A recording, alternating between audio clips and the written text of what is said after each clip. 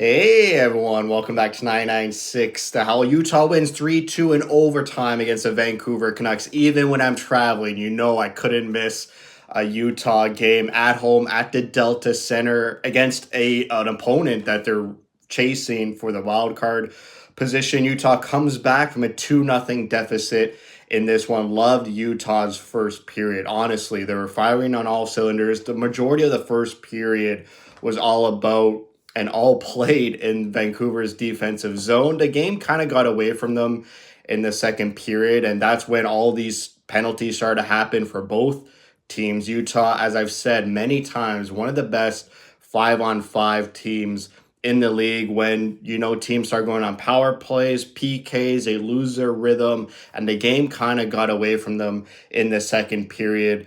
Vancouver takes a 1-0 lead late in that second period on a power play into the third period.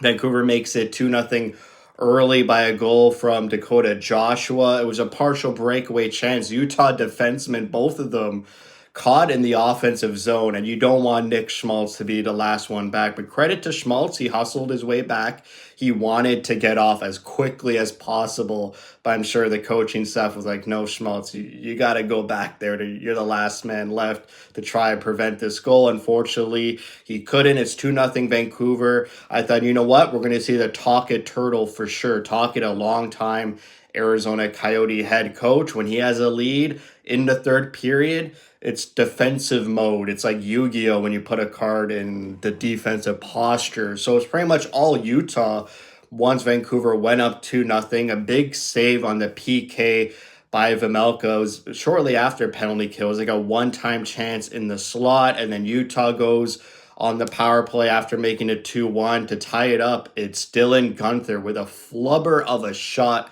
to make it 2-2, assisted by Keller and Cooley. Guenther, I'm sure he'll tell his future kids, grandkids, it was a nasty one-timer, but he just flubbed this. So we go into overtime, tied 2-2. One of the most electric overtimes I've seen following a hockey team. The Delta Center was on their feet the whole overtime. The new chant of Utah, Utah was great. Usually it's just a let's go Utah chant, which I'm a fan of, but this Utah chant, it's very powerful and commanding. And finally, 11 seconds left in the overtime, Sergachev scores on 2-on-1 with Cooley. Sergachev, a backhand 5-hole goal on Demko. Utah wins 3-2, 1 point behind the Avs and the Flames. Let's go here. They got Minnesota Thursday and 3 games home next week. Let's go Utah.